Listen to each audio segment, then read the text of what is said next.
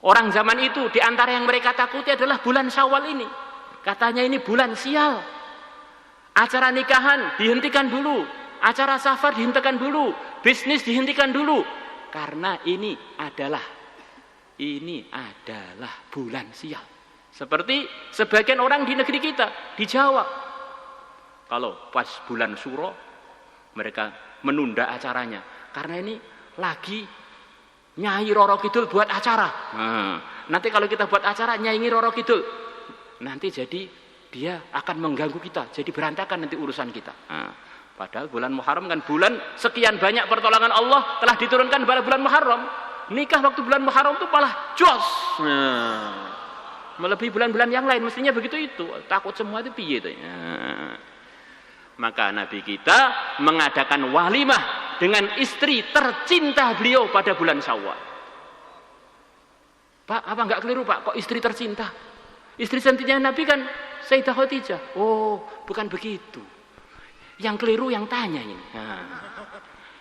Dalam bahasa Arab, bahasa Indonesia namanya atau tafdil itu harus ada bandingannya. Nabi kita ketika istri beliau Sayyidah Khadijah, maksimalnya gelarnya Sayyidah Khadijah adalah istri tercinta, istri setia, istri pertama, istri yang dapat salam dari Allah langsung, istri yang korban habis-habisan untuk perjuangan suaminya. Tapi kalau tercinta belum ada saingannya, bagaimana Kalau tercinta itu Sayyidah Aisyah. Maka pertanyaan kepada Nabi, siapa istrimu yang tercinta? Adalah selepas Sayyidah Aisyah ada. Ketika Sayyidah Khadijah ada, enggak ditanya begitu itu Rasulullah. Karena belum ada bandingannya. Ini hafalannya lancar mana? Lancar ini. Ini ganteng mana? Ganteng ini. Terganteng di bawahnya lagi. Bisa dipahami? Di bulan Syawal yang mana dari pernikahan itu terjadi barokah yang enggak putus-putus sampai sekarang. Dalam kitab Al-Manhal Al-Latif dinukilkan oleh Sayyid Muhammad Alawi Al-Maliki, dinukilkan para ulama mengatakan andaikan ilmunya Sayyidah Aisyah radhiyallahu taala anha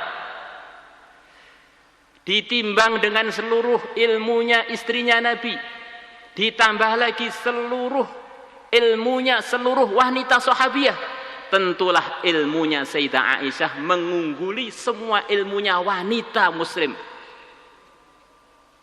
Tidak kurang dari 1/4 hukum agama dinukilkan dari riwayatnya Sayyidah Aisyah radhiyallahu taala anha. Satu-satunya umat Muhammad, bukan satu-satunya wanita, satu-satunya umat Muhammad yang dibela oleh Allah dengan 10 ayat berturut-turut tanpa putus. Ini khusus untuk Sayyidah Aisyah radhiyallahu taala anha. Di wanita itu pernah hebat. Bahkan di saf awal perjuangan agama selalu saja wanita ikut andil. Maka tidak benar katanya sebagian orang yang merendahkan derajat wanita. Wanita itu walaupun suruh ngaji, suruh belajar tinggi-tinggi, paling ujung-ujungnya nanti 3M. 3M itu apa toh? Masak, macak, manak. Ya beda. Wanita ngerti agama beda. Masaknya dengan zikrullah. Akhirnya suaminya lepas masak itu langsung pengen keluar 4 bulan. Akhirnya nggak pernah pulang. Masya Allah. Masaknya zikir, cari yang halal. Kalau nyembelih juga tahu cara nyembelihnya yang bagaimana. Masya Allah. Ya melahirkan juga, tapi melahirkan pejuang-pejuang agama. Sebagaimana ceritanya ibunya Syekh Abdul Qadir. Begitu rela suaminya menghabiskan waktunya untuk berjuang, saking banyaknya berjuangnya. Ayahnya Syekh Abdul Qadir sampai namanya itu hampir hilang. Siapa aslinya namanya? Yang kondang namanya Jang Kidus. Orang yang begitu cintanya pada perjuangan sampai akhirnya wafat dalam medan perjuangan di Armenia. Sedang Syekh Abdul Qadir masih dikandung oleh ibunya. Akhirnya keluar anak, masih bayi sudah puasa Ramadan. Ayahnya hebat, ibunya hebat, anaknya kecil sudah soleh. Maka ngaji ini harus ada kerjasama antara ayah, ibu, dan anak. Karena anak itu adalah hasil kerjasamanya ibu. Tapi anaknya sendiri nggak boleh tergantung pada makhluk. Para sahabat dulu rata-rata ayahnya dan ibunya non-muslim. Kafirun ahlun nar. rata-rata. Maka kalau kita belajar ilmu agama, jarang sekali sahabat yang disebutkan radhiyallahu anhuma, jarang sekali. Berarti ayahnya itu belum sahabat, wafat dalam keadaan jahiliyah. Hanya beberapa gelintir aja. Ibnu Umar radhiyallahu anhuma, Ibnu Abbas radhiyallahu anhuma. Yang lainnya, ya dia mandiri dengan namanya, ayahnya belum radhiyallahu anhu. Dia tidak boleh, ayah saya nakal, saya nggak ikut nakal, namanya bukan anak berbakti toh Pak. Ibu saya di rumah main HP-an terus, kalau saya nggak pakai HP namanya nggak berbakti pada ibu, padahal surga di bawah telapak kaki ibu. Repot, ini alasannya orang mau males sih, repot aja. Pak, ayahnya tirakat, ibunya tirakat, anaknya tirakat juga, kerjasama. Jadi kalau ayah ibunya belum siap itu, anaknya jangan tergantung pada makhluk. Kalau ayahnya masih ada, kan banyak juga yang mu'alaf di sini ini, Masya Allah. Kalau ayahnya masih ada, doakan dapat hidayah. Ibunya masih ada, dapat hidayah. InsyaAllah. Akhirnya beliau meriwayatkan kepada umat kurang lebihnya 2.210 hadis. Masya Allah. Luar biasa. Pernikahan yang jadi nostalgia. Sampai Al-Imam Nawawi rahimahullah beliau berfatwa, di antara sunnahnya nikah, kalau mau nikah, supaya nikah bulan Syawal, biar ingat walimahnya Rasulullah dengan Sayyidah Aisyah yang begitu. Apa wanita kalau belajar agama nggak macak? Macak juga, tapi dandannya pada suaminya. Tapi kalau nggak belajar agama, di rumah berlepotan, bau asem, bau bawang, bau berambang. Begitu keluar rumah mau ngadiri pengantin, dandanannya melebihi pengantinnya. Jadi suaminya itu yang di luar rumah, yang di dalam rumah jadi. La ilaha illallah. Bahkan menurut sebagian ulama selepas diteliti, ini laki-laki yang sudah biasa ditarget. Quran itu nasihat untuk laki-laki dan wanita. Kalau nasihat untuk laki-laki secara umum wanita mesti masuk. Tetapi kalau wanita biasanya untuk wanita saja. Yang untuk wanita saja di dalam Al-Quran itu tidak kurang dari 550 ayat. Berarti wanita itu penting untuk belajar agama, untuk ngerti agama, biar ngerti nasihat-nasihat Quran untuk wanita. Laki-lakinya sudah lebih banyak lagi dinasihati. Pertama kali kita baca Al-Quran, namanya apa? Ummul Quran, nggak ada. Abul Quran nggak ada. Surat Fatihah itu namanya Ummul Quran. Coba kamu cari 114 surat yang namanya surat Abu Quran, nggak ada. Yang ada Ummul Quran. Kemudian yang kedua apa? Al-Baqarah. Surat menerangkan sapi betina. Kenapa nggak sapi jantan ya? Yang jadi solusi permasalahan pembunuhan di Bani Israel itu sapi betina itu. Yang surat Al-Baqarah ini Masya Allah begitu dibaca di sebuah rumah minimal setan nggak bisa masuk 3 hari. Ada yang mengatakan lebih dari itu. Masya Allah. Kemudian Ali Imran. Kita masuk surat Ali Imran. Di surat Ali Imran tuh diceritakan keluarga Imran, dan diceritakan istrinya Imran dan Maryam. Wanita lagi diceritakan. Kemudian lepas itu surat An-Nisa. Nggak ada surat Ar-Rijal, nggak ada. Masya Allah. Kenapa kok nisa-nisa terus ini? Ya karena istrinya 4 ya biar seneng gitu. Katanya kalau pengen jadi umat terpilih adalah laki-laki yang paling banyak kebaikannya pada istrinya. Khiyarukum fi ahlihi. Kalau orang itu pengen tahu kamu itu baik apa tidak, bagaimana hubungannya dengan istrinya. Kalau baik ya berarti laki-laki baik. Kalau enggak ya belum. La ilaha illallah. Kemudian di sana di Dus 28 ada surat Al-Mujadilah. Surat cerita mengenai seorang wanita yang telah diterima curhatnya oleh Allah. Al-Mujadilah sampai menjadi nama surat khusus. Masya Allah. Maka kita di Al-Fatah ini ada program-program pelajaran yang laki dan wanitanya pelajarannya mirip-mirip aja, 11-12. Dan banyak wanita-wanita yang kepandiannya melebihi santri-santri putra. Dan itu sudah mulai zaman Rasulullah kan memang begitu itu. Maka jangan terus sok laki-laki harus mesti saya ini harus lebih pintar. Ya kalau kenyataannya begitu bolehlah, kalau enggak. Dan tidak ada seorang pun dari madzhabul arba'ah kecuali mesti punya guru wanita. Enggak imam Nu'mannya Imam Abu Hanifah, atau Imam Maliknya, atau Imam Ahmadnya, atau Imam Syafi'inya, semuanya punya guru wanita. Masa Pak? Iya, semuanya punya riwayat dari Sayyidah Aisyah. Berarti kan wanita. Dari Ummu Salamah mesti gitu kan. Termasuk kalian tuh semua, sebagian gurunya juga wanita. Nah, Al-Imam Syafi'i rahimahullah, beliau punya guru namanya Sayyidah Nafisah, wanita, Syekhah Sayyidah Nafisah. Maka Islam telah membawa kepastian, versi Romawi Ethiopia tidak membawa kepastian. Begitu orang Islam pegang dengan Islamnya, versi Romawi yang tidak ada kepastian tadi tunduk takluk di bawah telapaknya umat Islam.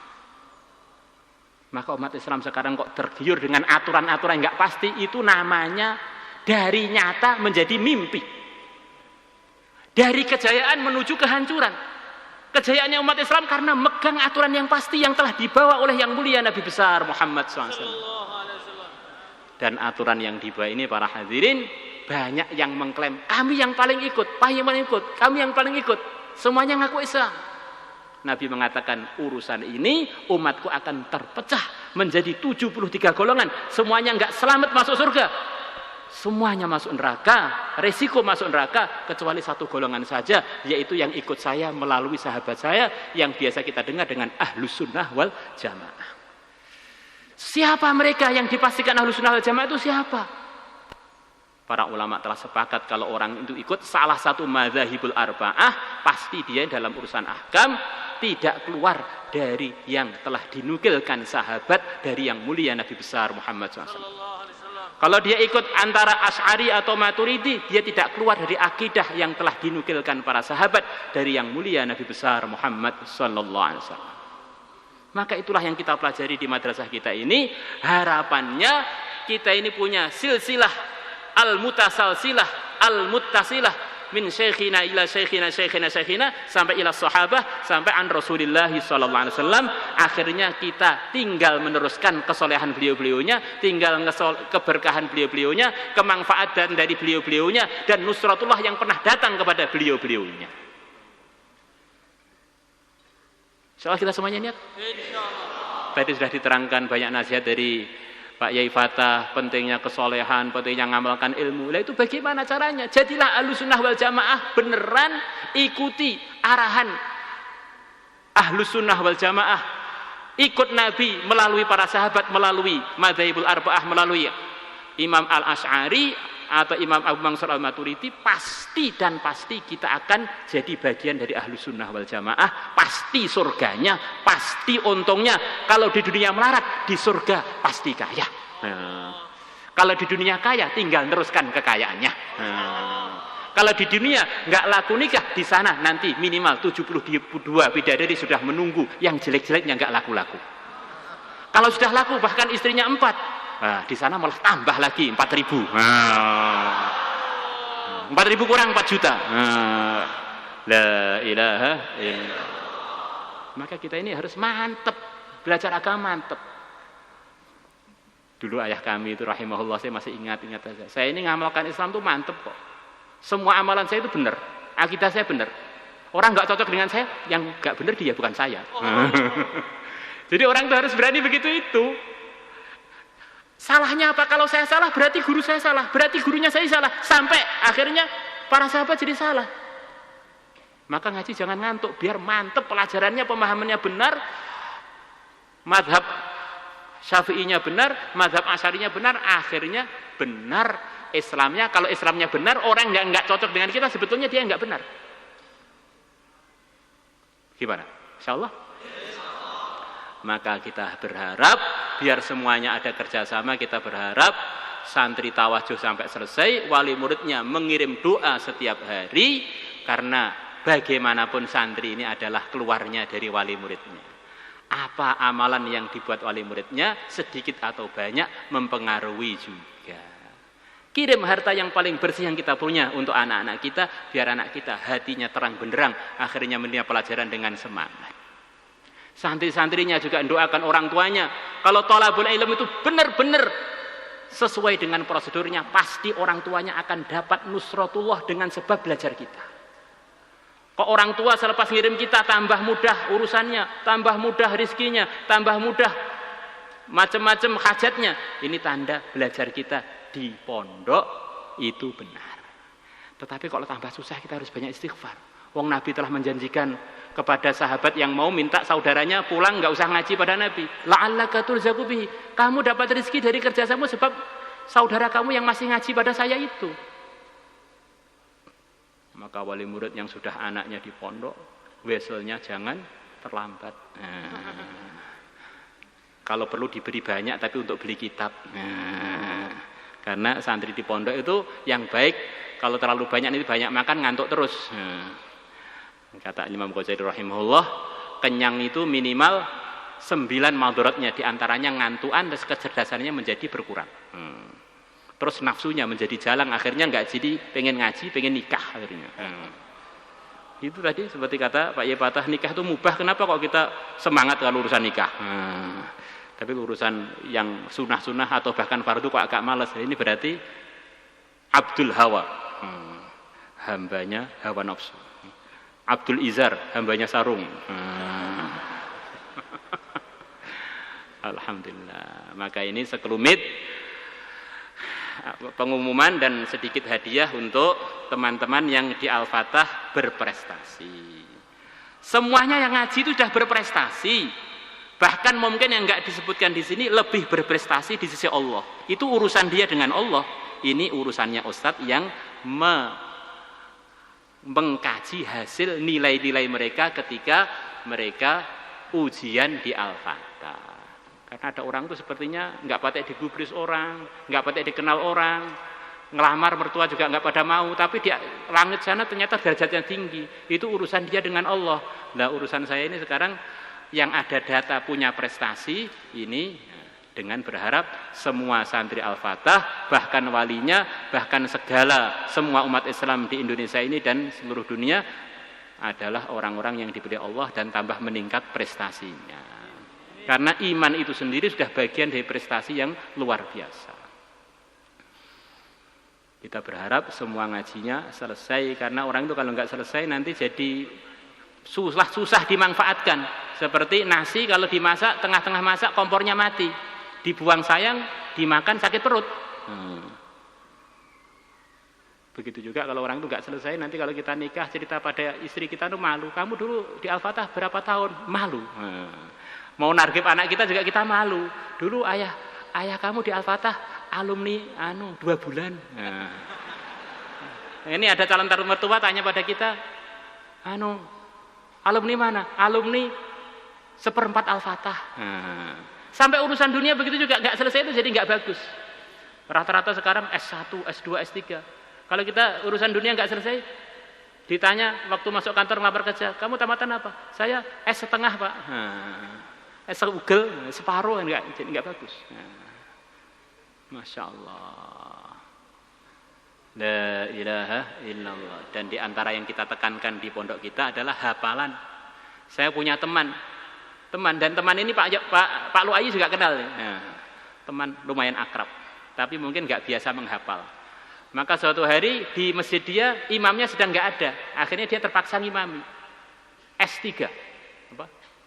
S3 urusan agama, apa jenisnya? Dokter. Dokter. Ngimami surat Ikhlas nggak hafal. Selepas Fatihah, Qul huwallah, terus-terusan ini ya. Qul huwallah, muter, Qul huwallah. Itu beneran. Memang otaknya tidak untuk menghafal sama sekali. Jadi organ untuk menghafalnya itu pensiun mulai bayi sampai dia jadi S3. Masya Allah. Memahami dok. Masya Allah. Maka ini kita akan membaca sebagian teman-teman yang berprestasi. Urusan hafalan dan urusan-urusan yang lain. Nama Muhammad Ramadan bin Hamsari dari Palembang, Halaqah Khidmat. Hafal Mukhtasar Bukhari 2.200-an hadis. Jadi Bukhari itu istrinya kurang lebih 4.000-an hadis.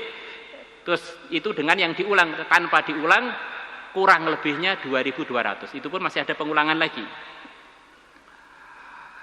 Kelas 5. Ya. Kelasnya kelas 5, waktu bacanya 27 jam. Nilai lumayan lancar. Ini bagian perkhidmatan unta. Masya Allah. Tahun kemarin sudah hafal Bulughul Maram. Dan dia juga hafal Quran Kubro. Al-Imam Ahmad rahimahullah berangkat ngaji dengan teman beliau Ishaq bin Rahweh. Masya Allah. Ya, langsung.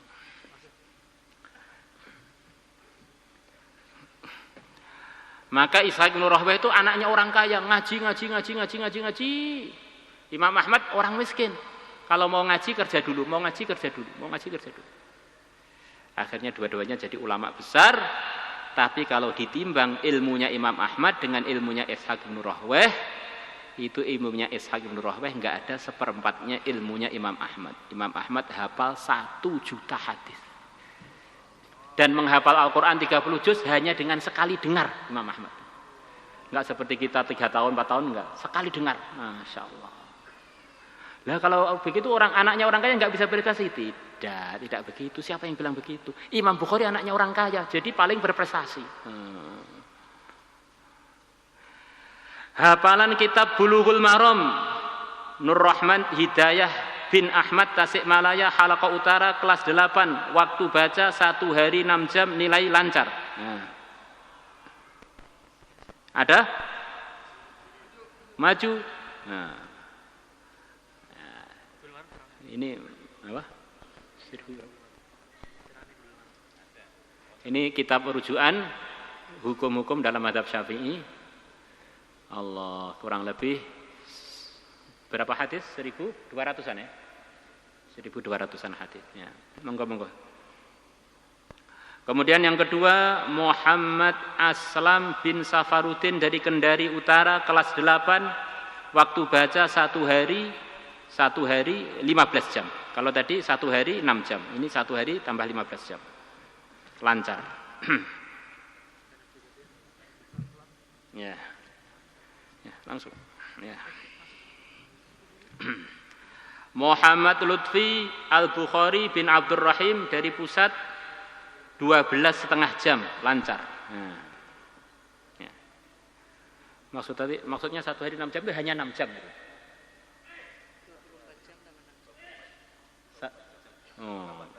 Sabah 6 jam ya. Muhammad Lutfi Al-Bukhari bin Abdurrahim Medan 12,5 jam lancar. Muhammad Ja'far bin Isnain Abdullah Jambi Halaqah Pusat kelas 6 17 jam biasa. Lumayan. Karena hafal hadis itu sudah enggak biasa juga insyaallah. Tahasus minhajut talibin. Ketika Kiai Uzairan rahimahullah beliau belajar di Mesir, beliau mimpi ketemu Rasulullah sallallahu alaihi wasallam. Kemudian Rasulullah membawa kitab hadis.